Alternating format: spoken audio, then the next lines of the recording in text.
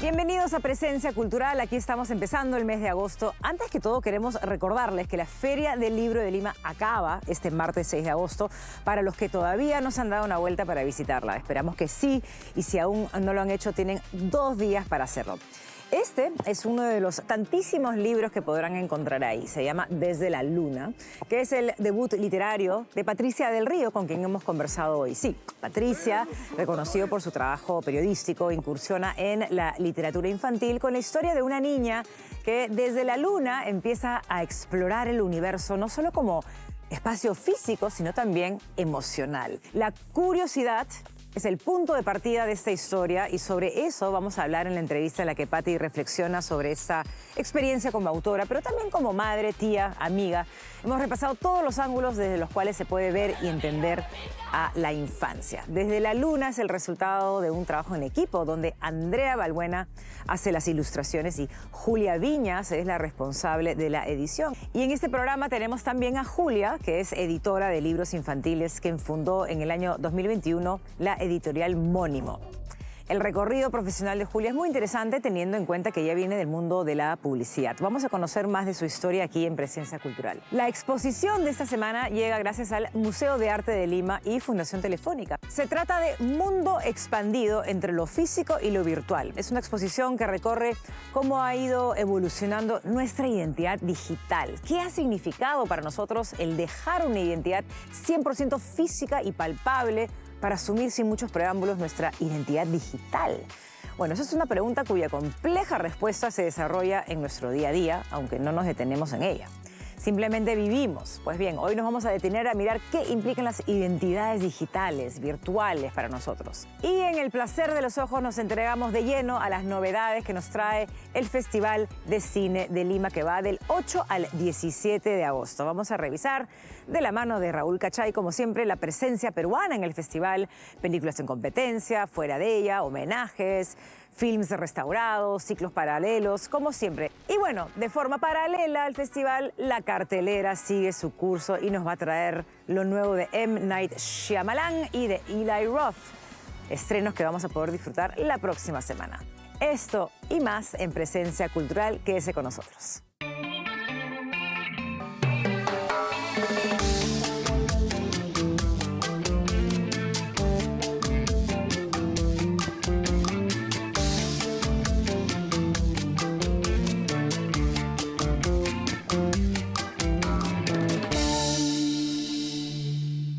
Patricia del Río, reconocida por todos como una excelente periodista, le ha dado un pequeño giro a su vida. Tomó la decisión de poner en pausa las noticias y dedicarse a escribir su primer libro, Desde la Luna. Esto es un libro para niños que, sin embargo, tiene mucho que decir también a nosotros, los adultos. Suele suceder eso. Patti es una lectora voraz desde siempre. Sin embargo, el escribir este libro le ha permitido desarrollar su lado creativo con libertad, permitiéndose también explorar, como ella dice, su vulnerabilidad y conocer desde otra perspectiva a la literatura, ese lugar en el que ella siempre quiere vivir. Desde la Luna es un libro respetuoso con los niños y los invita a dejarse llevar, a hacerse algunas preguntas. Sin duda, la ficción es una herramienta para entender mejor la realidad, para mirarla con otros ojos. Y Desde la Luna es una invitación a ello. El libro, que está bellamente ilustrado por Andrea Balbuena, puede encontrarse en diversos stands en la Feria del Libro y también en librerías. Sin más preámbulos, vamos con esta muy bonita conversación con Patricia del Río. 3 segundos antes de que empezáramos a grabar esa entrevista estábamos debatiendo, discutiendo de temas políticas internacional, intercambiando comentarios. Y esto no va a ser el tema de esta entrevista.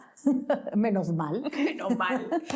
Pero sí me hace pensar en lo que es esto para ti en ese momento de tu vida, habiendo realmente pues una pausa en tu carrera periodística del día a día, de las noticias día a día, y poder sumergirte en una experiencia creativa de escritura y con niños, ¿no? O sea, hay como muchos elementos que me imagino que deben haberte traído cosas hermosas. hermosas. Y si alguien pienso que me puede entender, tal vez eres tú, Denise, porque yo te vi transitar un camino parecido. Estar en algún momento metida en medios hace muchos años, en parte en la coyuntura, y luego transitar hacia algo más creativo, ¿no? Algo de mirarte más a ti, de jugar más y trabajar más con tus potencialidades como creador y no como observador, crítico, analista. Son dos posiciones distintas en las que uno no se puede poner en la vida y en la que la vida nos pone. Además, a veces nos toca crear, a veces nos toca aprender, a veces nos toca mirar. Y la verdad que yo elegí este camino, elegí el camino de salir de la coyuntura por múltiples razones, también porque la vida me obligó un poco y porque me cansé de la realidad. Y creo que cuando uno tiene, no sé si te pasa, pero cuando te cansas de lo que tienes alrededor, te dan ganas efectivamente de irte a la luna. Tal cual, como dice tu libro, desde la luna. Es que yo siempre me río porque cuando había elecciones o la cosa se ponía muy fea y de pronto volteabas y todo estaba feo en el mundo y pensabas en Europa y había una guerra y pensabas en toda la zona de Israel, otra guerra. Y yo decía, a este paso nos vamos a tener que salir del planeta, o sea, migrar de planeta, no ya de país, ¿no? Te puedes ir a donde quieras sentado en tu casa. Y eso es una cosa que hay que valorar, ¿no? Irte a donde quieras desde tu casa a partir de la lectura, me imagino que es una gran posibilidad que lo has venido haciendo tu vida entera, que ahora te has dedicado, eres una lectora desde que naciste casi. Y claro, en mi caso también inmiscuirme en los universos de ficción con el teatro también son como una forma de no mirar un rato la realidad. O mirarla desde un espacio distinto, porque cuando uno ve una obra de teatro, hace una obra de teatro, escribe un libro, lee un libro, y regresas a la realidad a mirarla con otros ojos. Sin duda. Porque esa ficción no te ha vuelto más ignorante o te ha vuelto una persona que está en la luna, sino que te ha convertido en una persona con una mirada más pausada, más crítica, que ha visto otras experiencias en ficciones que no duelen. Entonces, si Macbeth es una obra terrible sobre la violencia y sobre el poder, puedes mirar la violencia y el poder real con una sabiduría que no le costó la vida a nadie. O sea, se aprende sin que los muertos y heridos sumen la cifra de muertos y heridos reales de ningún lugar del mundo. En tu libro, que es un libro dirigido a niños, sin embargo, me parece que hay un montón de capas de temas y subtemas y ideas que no necesariamente tienen que ser solamente consumidas y digeridas y disfrutadas por niños. Hablemos de ello, ¿no? Porque me imagino que en este proceso de decidir, ok, voy a hacer un libro dirigido a niños, hay un pensamiento de una mujer de 50 y tantos años, ¿no? Por supuesto. Entonces, ¿cómo divides la experiencia desde una mujer grande, pero pensando en el mundo, en el universo infantil? Toda mi experiencia de desarrollo de ficción infantil empezó siendo tía, no madre, porque mi hijo lo tuve tarde. Y los niños tienen una fascinación por las historias que cuentan los adultos, pero que no les cuentan tontamente. El niño no es tonto y tiene una lógica lapidaria. O sea, una criatura tiene una lógica que no pasa por la contención social. Entonces puede ser mucho más cruel, mucho más claro, te puede decir, y esto es una estupidez, ¿no? Sin ningún asco. Entonces, lo primero que tienes que hacer es no subestimarlos. Lo segundo es entender que su capacidad para captarlo todo está mucho más abierta. Y además recurrir a una cosa que tiene el lenguaje. Un mensaje tiene muchos niveles de interpretación. Y es curioso cómo los niños, tú les puedes leer el mismo cuento a niños de edades muy distintas y los niveles de interpretación, de preguntas, en todos va a funcionar la historia, pero no en todos de la misma manera. Los chiquitos tienen algo más resuelto y se pegan con un asunto, otros tienen temas todavía que apelan a su curiosidad y entonces te preguntan por otras cosas. No es que uno se vuelve niño, porque todos tenemos un niño adentro, es una frase como hecha, pero todos hemos sido niños de alguna manera y a todos nos han contado cuentos.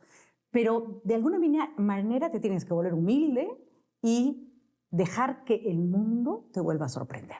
Entonces, si estás tirado en el jardín con un par de niños y están mirando la luna, escucha qué cosa tienen ellos que decir de lo que ven en la luna. ¿Y hubo algo de eso? Hubo algo, sí. Así empezó la historia, ¿no? O sea, yo estaba en realidad era una especie de camping, ¿no?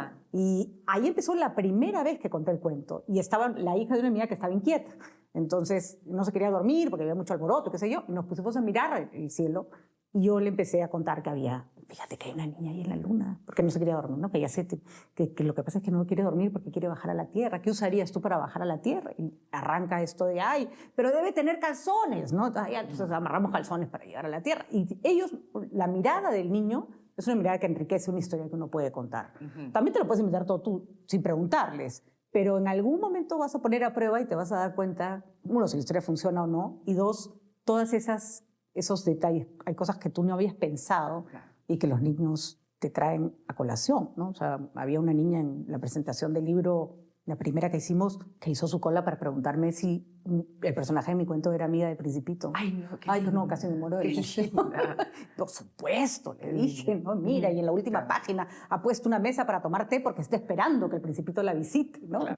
Hay un trabajo maravilloso de ilustración. Y sí me gustaría que nos cuentes cómo es ese trabajo de dupla, ¿no? Es ilustración en compañía de la palabra, es palabra que acompaña el dibujo. Me imagino que hay 1000 fórmulas. ¿Cuál fue la tuya?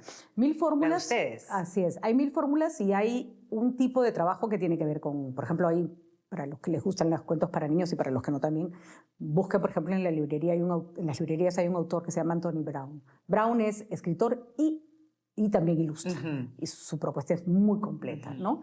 Hay varios que hacen eso. Yo soy incapaz, pues, Denise, de hacer un muñeco con 3 palos. Entonces, a mí esa parte no me iba a salir bien. Y le entregué el texto a Julia de Monimo y Julia me dijo, vamos a dárselo a Andrea Balbuena, que es una gran ilustradora. Yo debo reconocer que ahí yo siempre apelo a los que saben. Entonces le digo, Julia, ¿cómo es el proceso? Dice, yo prefiero que la ilustradora se empape del texto, que tú no le digas nada y que ella se inspire. Y la verdad que ese sistema de trabajo me ha parecido el más respetuoso del trabajo de cada una. Porque yo presento una historia y ella la interpreta. Y es su mirada la que aporta al libro. Y eso enriquece el libro enormemente. ¿Y cómo describirías la propuesta ilustrativa del libro? Porque sé que además tú tienes hasta ahora una colección de libros de literatura. De niños. Montones, sí. Y debes haber visto muchas imágenes, y entonces son como imágenes que quedan en tu cabeza también para siempre, ¿no? Me pareció, por ejemplo, muy arriesgado que Andrea apelara al negro de fondo, que es complicado para un cuento infantil, pero la pescó al toque, porque parte de la propuesta de que los niños miren el cielo, vean la luna, que no le teman a la oscuridad, que no le teman a la noche, que es un tema casi universal, el terror al cambio de luz. Sí, por ¿no? supuesto. Entonces apeló a la oscuridad como de una manera lúdica, cosa que me encantó. Y después tiene esto que es la niña, tiene forma de niña, pero también es medio alien.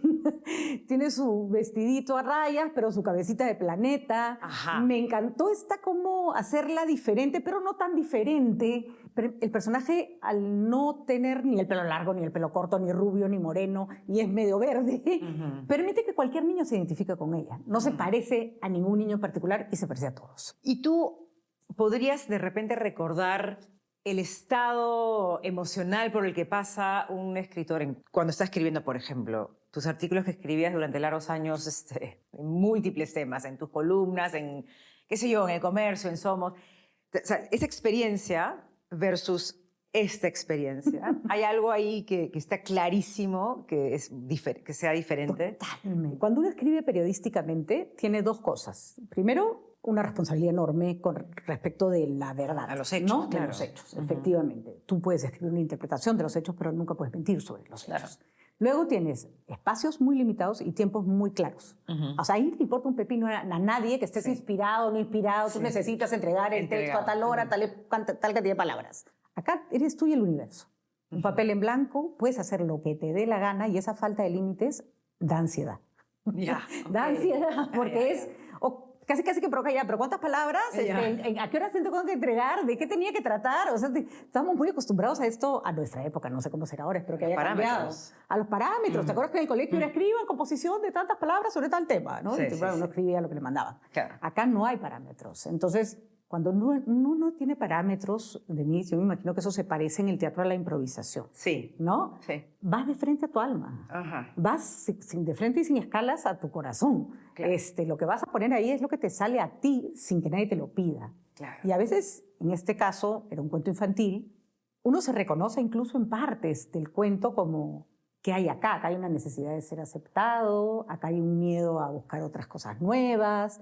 cuando terminas realmente de escribirlo, te das cuenta qué parte tuya has puesto sobre el papel. ¿Y ¿no? qué partes tuyas has encontrado tú? Creo que vulnerabilidad, osadía también, ¿por qué no? ¿no? Qué hermosa es la sencillez de las historias en la literatura infantil, pero tampoco no lo son todas, ¿no?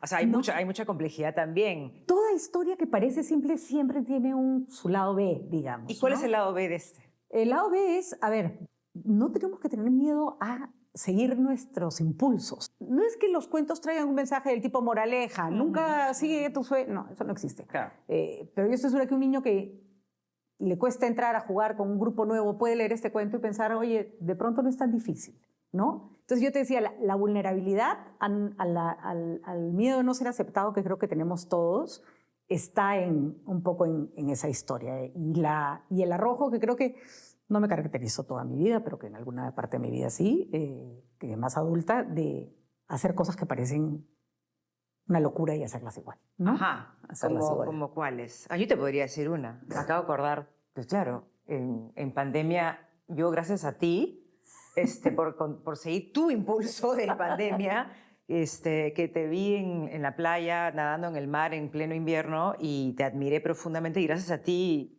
empecé a nadar en el mar. Y me contaste que también para ti había sido una pequeña lucha, ¿no? Una gran lucha. Una gran lucha. Tú conoces a María Luisa, mi hermana, que es también una escritora magnífica, pero además es una mujer que vive corriendo olas. Entonces, ¿te imaginas? Toda mi infancia me la pasé sentada en el mar mirando de lejos cómo se bajaban las olas y yo, a mí no me miren. O sea, con las justas me bañaba con el agua hasta acá y salía corriendo. Entonces, para mí, efectivamente, meterme al mar y terminé haciendo lo que se llama la ruta Olaya. O sea, terminé nadando increíble. 7 horas, desde Chorrillos hasta la punta. ¿Los libros también te han salvado de muchas angustias, me imagino? Todas, Denise, todas. Y yo recuerdo mi infancia, por ejemplo, yo me escondía para leer. Me gustaba mucho leer y me gustaba mucho abstraerme. A veces mi entorno fue demasiado alborotado, demasiado ruidoso. O sea, ¿dónde está Patricia? Y me había encerrado en un cuarto con pestillo en una casa a la que me habían invitado, además. O sea, la peor invitada, ¿no? Me escondía leyendo debajo de la cama. Para mí la literatura es el espacio donde siempre quiero vivir, ¿no? Es el espacio donde siempre quiero vivir.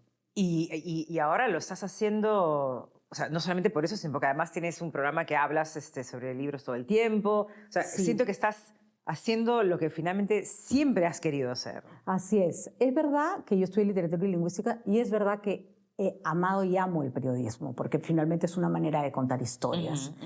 Creo que como todo en la vida hay que descansar de ciertas actividades, sobre todo cuando las cosas se ponen muy complicadas, ¿no? Que creo que estamos en un momento en el mundo complicado.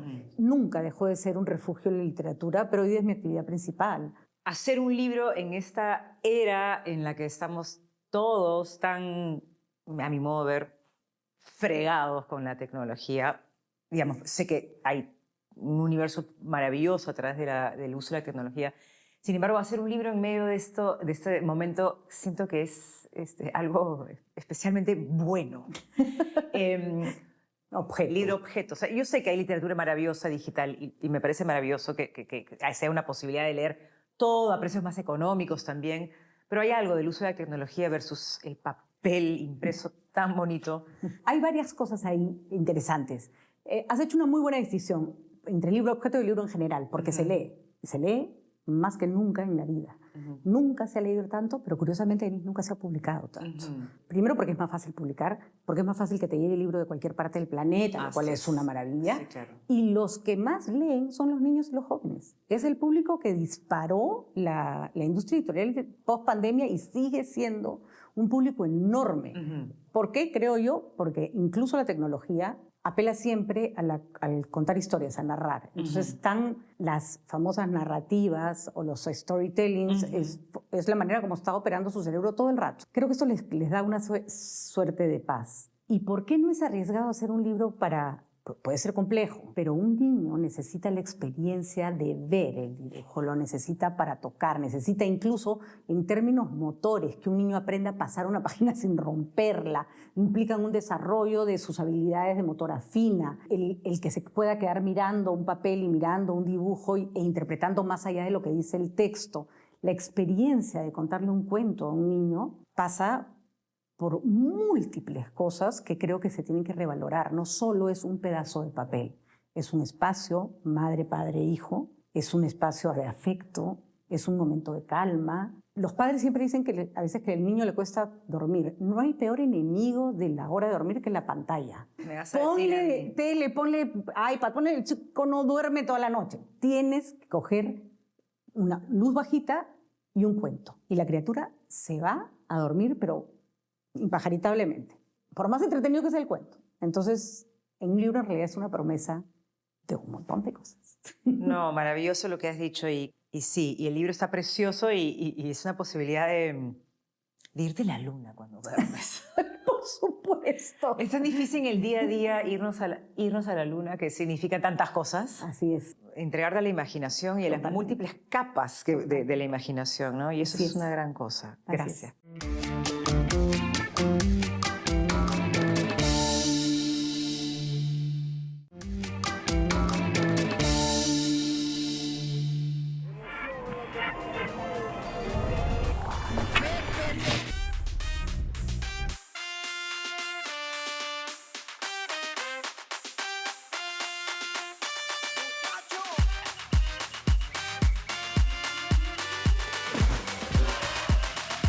Estamos ya muy cerca de que empiece el momento que los aficionados al cine, los cinéfilos peruanos, creo que esperamos con más ansias todos los años, que es el inicio de la nueva edición del Festival de Cine de la Universidad Católica del Perú, que este año celebra su edición número 28 y que, como siempre, presenta una selección oficial en competencia, muestras paralelas, ciclos, conversatorios, en fin. Hay muchísima actividad en los próximos días. El festival va del 8 al 17 de agosto. Que ahora queríamos destacar un poco la presencia peruana que tendrá esta nueva edición del festival, porque no solo es, como siempre, muy nutrida, sino que creo que este año será un año muy especial para los realizadores locales, para la cinematografía nacional, no solo por la participación de 3 películas muy sólidas en la sección competitiva, en la sección principal. Estarán Kinra, de Marco Panatonic, que llega precedida del premio principal en la última edición del Festival de Mar del Plata. Participará también Raíz. 나тай 이마트 알기다 신지 표현 설레리 것이 orqolla orqonqa imatapis saqinkuchu paypaq ninqanchispaqpis 엄마의 제면 translate qanqa karupi kanayki quchamanta hinallataq minamantapis chay aman achuyunaykichu De Franco García Becerra, que tuvo una participación bastante celebrada en la última edición de la Berlinale, donde también estuvo Reinas, de Claudia Reinique. Si no firma, no vas a poder sacar a las chicas del país. Yo también tengo derechos. Soy su padre. Que hayas pasado unos días con las chicas no significa que sepas lo que es mejor para ellas. Las chicas solo tienen miedo de irse. Nos escapamos, reina. Que, como recordaremos, estrenó en la última edición del Festival de Sundance y que también hace muy poco fue considerada en una lista de potenciales nominadas al Oscar a Mejor Película Internacional que preparó la revista Variety. Digamos que la participación este año en la sección principal del festival, la participación peruana es muy sólida, pero como gran novedad, este año el festival anunció que tendrá una nueva sección competitiva dedicada exclusivamente a films peruanos, donde podremos ver 8 producciones nacionales entre películas de ficción y no ficción, y también habrá no solo directores noveles, no solo óperas primas, sino también algunos directores bastante conocidos como Omar Forero, Tito Catacora y el mismo Joel Calero, que presentará su siguiente película, Álbum de Familia. Uno aprende a vivir con hijos, sin hijos. La vida te obliga. Mi amor, ¿qué pasa? Ella es la que se largó, Alex. No la vimos en años. La continuación, el cierre de su trilogía dedicada a la guerra interna, que tuvo como segundo capítulo, por llamarlo de alguna manera, la controversial La piel más temida, que se estrenó hace algunos meses en los cines. En la sección de documental también habrá presencia peruana. Estará la ya muy reconocida realizadora de películas de no ficción, Marianela Vega, con su película El archivo bastardo. Hola, Marianela. ¿Cómo estás? Te llamé ya 2 veces anteriores y no he recibido tu devolución de llamada. A ver si me das una llamadita para saber cómo te encuentras tú y también decirte cómo me encuentro yo. Como parte de las actividades paralelas habrá un homenaje a la notable e imprescindible realizadora de cine experimental Mari Jiménez. Habrá un homenaje por los 90 años de Nora de Ijue. En la sección galas, Joana Lombardi presentará su nueva película. Habrán cortometrajes, películas restauradas en el espacio Filmoteca, que cumple 20 años también, un aniversario redondo para el imprescindible espacio dedicado a preservar el legado y el acervo cinematográfico del país. Se presentarán cortometrajes restaurados de Armando Robles Godoy, de Aldo Salvini, largometrajes de Francisco Lombardi, de Alberto Durán. En fin, hay muchísimo por ver. Recomiendo, como siempre, cotejar ya mismo las redes sociales y la página web oficial del Centro Cultural de la Católica y el Festival de Lima, porque ahí podrán enterarse de los horarios y sobre todo de la venta de entradas, que ya deben estar volando a estas alturas. Y para terminar, quería destacar una última película, que es un film que ha sido seleccionado para la ceremonia de apertura del festival. Me refiero al documental Frida.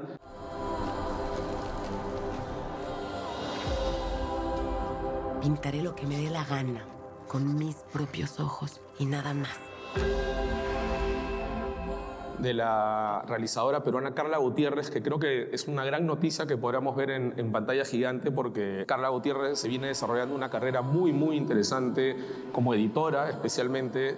Ha participado, ha trabajado en documentales premiados y celebrados dedicados a muchos íconos femeninos como Ruth Bader Ginsburg, como Julia Childs, como Chabela Vargas, y que ahora debuta como directora con un documental consagrado a la artista mexicana Frida Kahlo, que ha recibido encendidos elogios de la crítica y que también fue estrenado este año con gran éxito en el Festival de Sundance. Así que ya saben, los aficionados al cine en general, pero sobre todo los interesados en el cine peruano, tendrán muchísimo por ver y disfrutar en los días venideros en el Festival de Lima.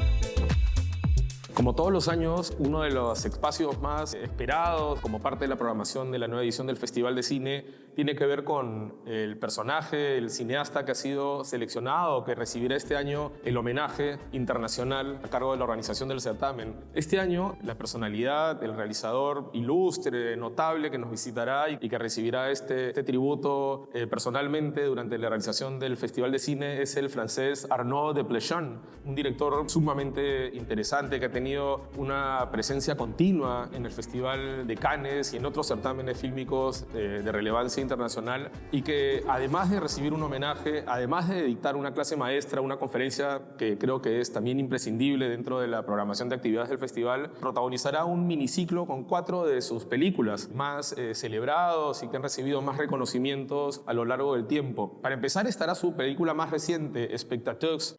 Le cinéma, c'est pas une réponse, c'est une question. C'est une façon d'interroger l'art, d'interroger le monde. Une place pour cri et chuchotement, s'il vous plaît. T'as quel âge? J'ai 16 ans, madame. Qu'arrive-t-il à la réalité quand elle est projetée?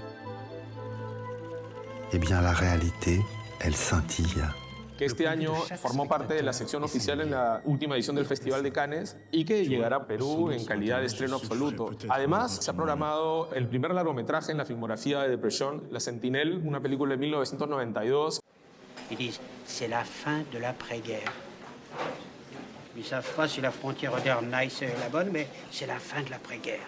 Que en su momento le valió al director su primera nominación al premio César, que es, digamos, el equivalente francés del Oscar o del Goya español, al mejor actor para Emmanuel Salinger. La película puede ser entendida como una reflexión sobre la situación del continente europeo tras la caída del muro de Berlín, pero también es al mismo tiempo una muy eficiente, muy entretenida película de suspenso, de espías, que trata sobre un estudiante de medicina forense que descubre que alguien, un desconocido, metió dentro de su equipaje, volviendo de un viaje de Alemania a Francia, una cabeza momificada humana.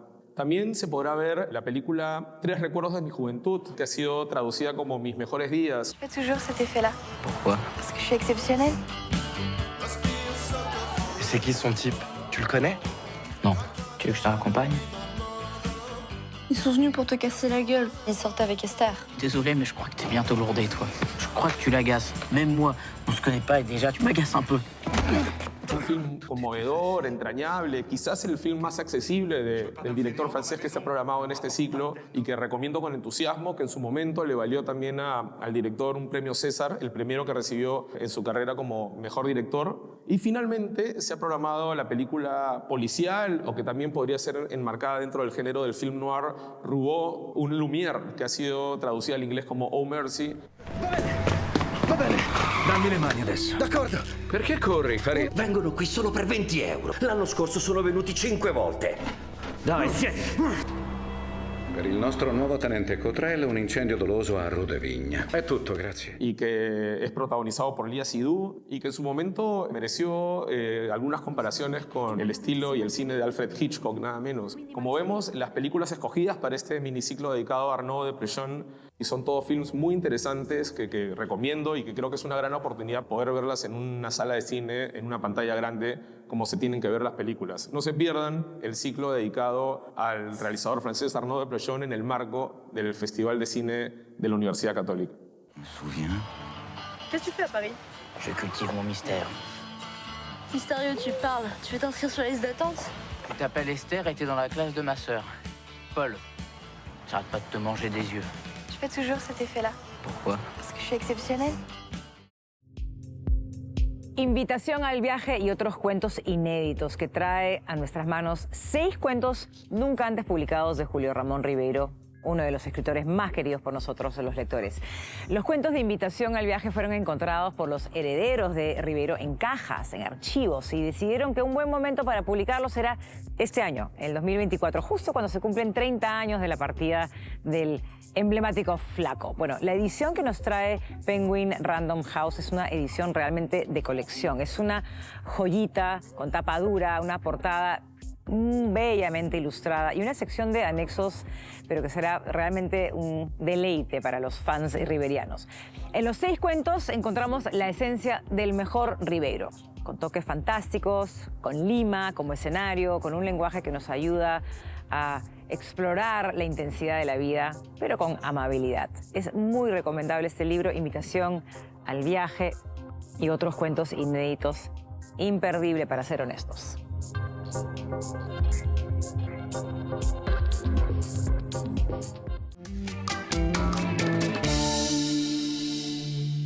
Momento de hablar de exposiciones.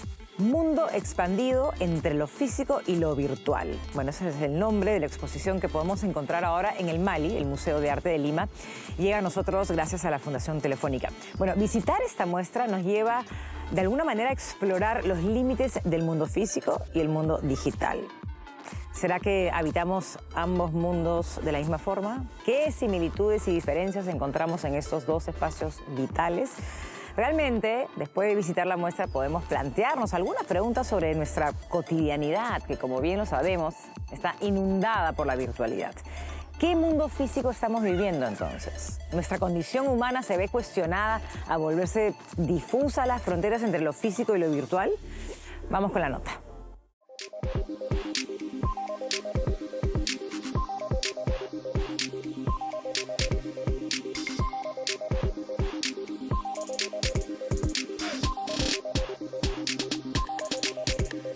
La exposición Mundo Expandido busca presentar una mirada acerca de las limitaciones del mundo físico y de las experiencias virtuales. A través de este recorrido, lo que se busca y se pretende es generar preguntas para que el público visitante pueda sacar sus propias conclusiones al finalizar. La exposición pretende dar como que una mirada general sobre las tecnologías que hoy en día nos están ayudando a atravesar ese puente de lo que podríamos considerar este cambio de una realidad, ¿no? La exposición está dividida en 6 ámbitos. Cada ámbito pues toca el tema con diferentes perspectivas, ¿no? Se inicia desde un recorrido histórico a través de los primeros pasos sobre la tecnología inmersiva, mucho antes de que llegara la revolución digital, y también se cuestionan y exploran algunos detalles sobre la transformación del paisaje en entornos digitales, en la creación de identidad virtual virtual de los seres humanos. Los conceptos como avatar y metaverso también están presentes en la exposición, y también se finaliza con una exploración acerca de las comunidades digitales que hoy en día se están desarrollando dentro de un entorno virtual y de cómo están utilizando algunos elementos como la economía, la medicina, el entretenimiento y la cultura para desarrollarse dentro de este mundo, ¿no? Si bien hoy en día estamos consumiendo y utilizando mucho la tecnología para vivir dentro de una sociedad un poco más híbrida, pues no necesariamente el público lo tiene interiorizado. Y creo que este tipo de actividades o exposiciones pues ayudan a generar una reflexión un poco más profunda de las tecnologías y de cómo es que el ser humano está haciendo ese cambio, ¿no?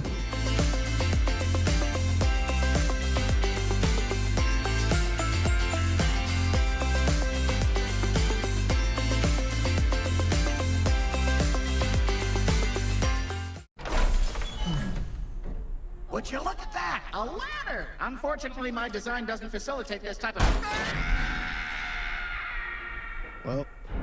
En los próximos días, evidentemente, la atención cinematográfica estará concentrada en todo el programa de actividades que presentará la nueva edición del Festival de Cine de la Universidad Católica, pero también habrá movimiento en la cartelera comercial, como no podía ser de otra manera. Y curiosamente, esta semana, el 8 de agosto, se ha anunciado el estreno en simultáneo de las nuevas películas de dos directores que, digamos, que forman parte de la misma generación y que también comparten la característica de ser muy adeptos, muy aficionados a las películas de género, al género de terror, el cine fantástico, etc. Me refiero a M. Night Shyamalan y a Eli Roth, que estrenarán esta semana de sus filmes más recientes, La Trampa, en el primer caso.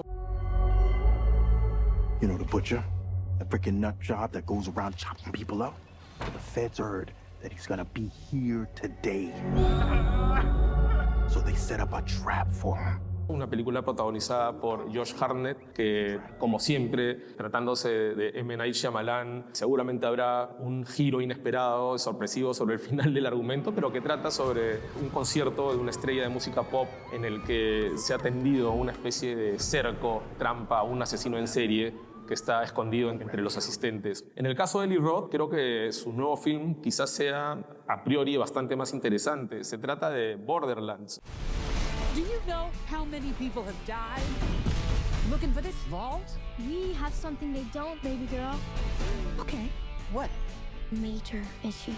Una adaptación del popular juego de video que tendrá entre sus protagonistas nada menos que a Cate Blanchett, a Jack Black y a Jamie Lee Curtis. Es decir, un reparto extrañamente estelar para un film dirigido por Eli Roth. Quienes quieran, digamos, profundizar un poco más en la trayectoria de estos dos realizadores, tienen muchísimas opciones, afortunadamente, en las plataformas de streaming. De hecho, las películas, yo diría, más interesantes, más valiosas de M. Night Shyamalan están ambas en la plataforma Disney Plus. Me refiero a Sexto Sentido. I don't see anything. Are you sure they're there? Sometimes you feel it inside, like you're falling down real fast. You ever feel the prickly things on the back of your neck? Yes. That's them. They get mad. It gets cold. How often do you see them? All the time.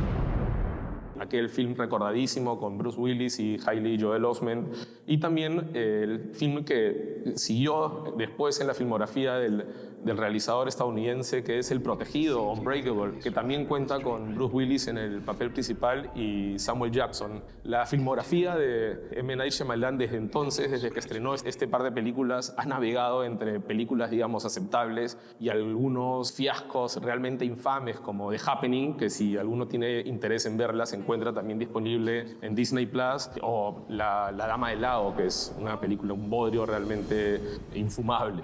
En el caso de Eli Roth, creo que el director es especialmente conocido por la franquicia, por la saga de Hostel.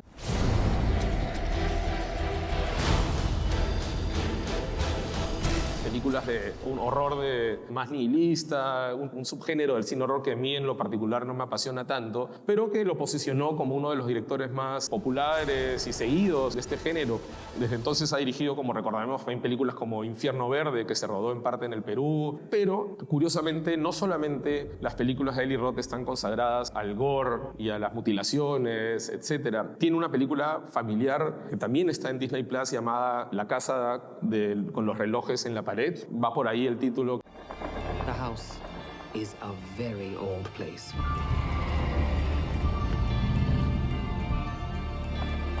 There's a clock in the walls. Es protagonizada por Jack Black, quien vuelve ahora en Borderlands, y también por Cate Blanchett y por Kyle MacLachlan. Es una película orientada a un público familiar que seguramente será muy apreciada por los fanáticos de la saga de Harry Potter, pero en el que creo que Eli Roth no pudo con su genio e incluyó algunas secuencias, escenas realmente aterradoras que creo que no serán muy apropiadas para los más pequeños de la casa. Y también está disponible en este caso en Max el documental Fin. Sharks are a difficult subject because of the perception that sharks are these monsters that want to eat us. That's just not true. The major threat today, without a doubt, is that sharks are being targeted for their fins, and which is used. Un documental de denuncia que trata sobre el comercio ilegal de aletas de tiburón y cómo esta práctica criminal ha terminado afectando los ecosistemas marinos de todo el mundo, que el mismo Eli Roth en su momento dijo que era la película más aterradora que él había dirigido y que está disponible en Max. Es una película muy dura, muy difícil, pero que creo que es necesaria porque toca un tema que tiene que ver con la actualidad y el bienestar de los mares de todo el mundo. En Max, a propósito, está su película más reciente, Black Friday o Thanksgiving. Someone's out for revenge, and they're turning it into a sick holiday game. This is weird. We're all tagged, and our names are at the table. But why us? Que es una clásica cinta del subgénero conocido como slasher, que nació originalmente de un falso tráiler que se incluyó en una película de Quentin Tarantino llamada Grindhouse y que ahora ha sido pues amplificado y convertido en todo un largometraje y que creo que es un film sumamente divertido y que sobre todo los aficionados al género del slasher van a disfrutar muchísimo porque es muy tributario a los grandes clásicos ochenteros de aquel género. Eli Roth, Borderlands, M. Night Shyamalan, La Trampa son los estrenos creo que más atractivos o al menos que más llaman la atención esta semana en la cartelera comercial, así que los aficionados, sobre todo a las películas de esta naturaleza, creo que tienen un par de pretextos para asistir a las salas comerciales.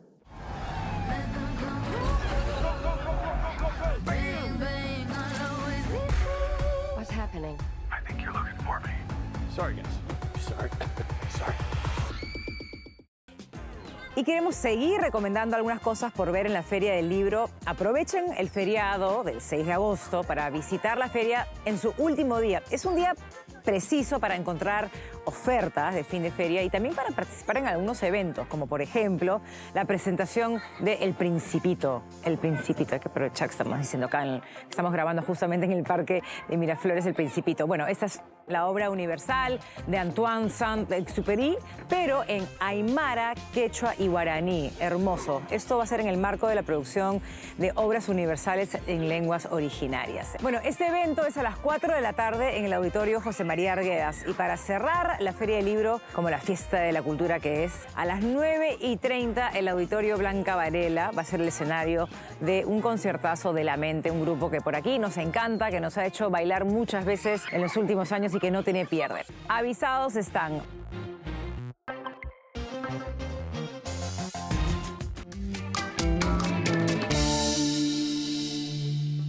Al inicio del programa hablábamos de lo bellamente editado que está el libro de Patricia del Río. Bueno, la responsabilidad de esta edición cae en las manos de Julia Viñas. Ella es cabeza de la editorial Mónimo, que desde el año 2021 se dedica a trabajar con historias ilustradas para cuentistas oyentes y primeros lectores de 0 a 99 años. Bueno, así define su trabajo Julia, quien saltó del mundo de la publicidad al de libros infantiles cuando publicó El armadillo que quería jugar. Además de preciosos libros ilustrados, Mónimo ofrece también recursos gratuitos para la enseñanza y material gráfico para alegrar la vista y estimular la imaginación de los más pequeños. Bueno, vamos a conocer el trabajo de Julia en la siguiente nota.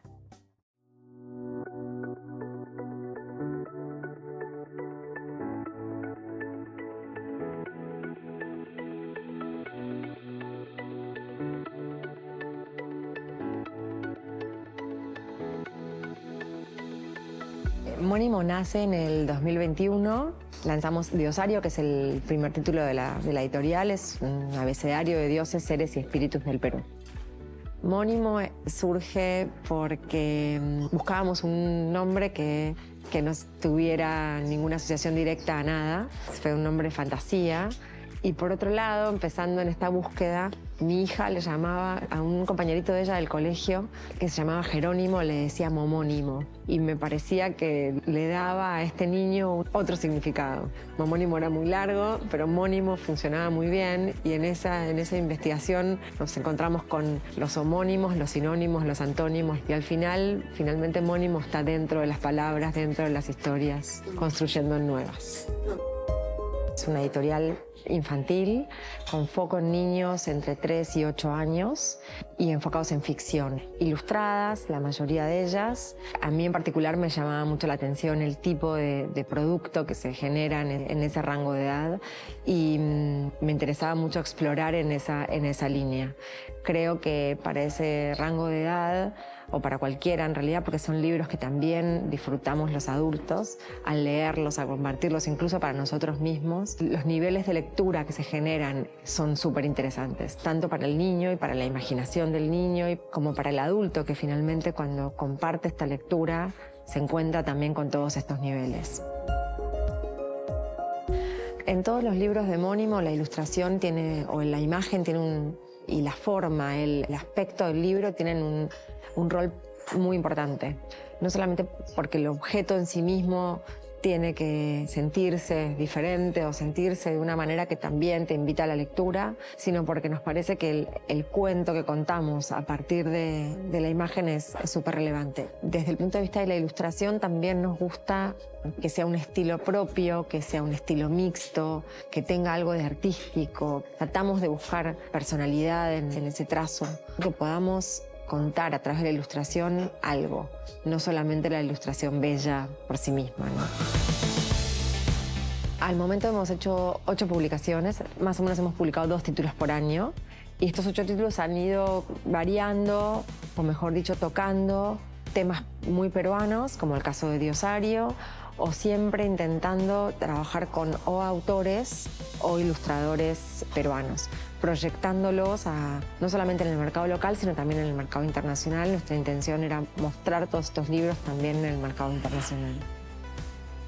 El propósito de Mónimo es seguir haciendo libros peruanos, buscar y encontrar nuevos autores e ilustradores que nos ayuden a hacer que el catálogo crezca, hacer que el Perú pueda mostrar su talento y su acervo en otros países. Fundamentalmente, seguir haciendo grupos que colaboren en hacer estos libros que son importantes para promover la lectura también en los más pequeños, que es algo que todos deberíamos hacer un poquito.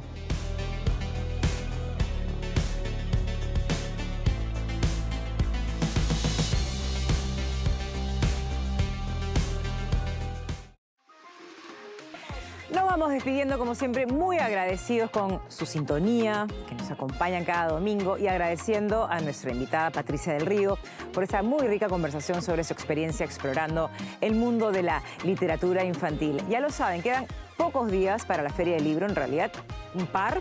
Eventos culturales como la Feria del Libro no deben dejar de ser incluidos en sus agendas. Son espacios que enriquecen nuestro conocimiento, que educan a la comunidad, que tienen charlas, talleres, conferencias, presentaciones de libros y además una excelente oportunidad para conocer nuevos autores. No se olviden que pueden visitar también la imperdible exposición Mundo Expandido entre lo físico y lo virtual, esto en el Museo de Arte de Lima.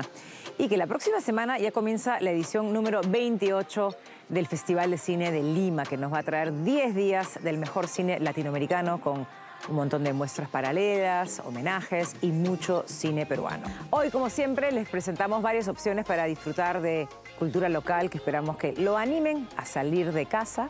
Ojalá hayan disfrutado este programa. Nos vemos la próxima semana. No podemos despedirnos sin antes agradecer a la Municipalidad de Miraflores que nos ha permitido grabar aquí, en su hermoso parque, el Parque El Principito. Que disfruten la semana. Chao.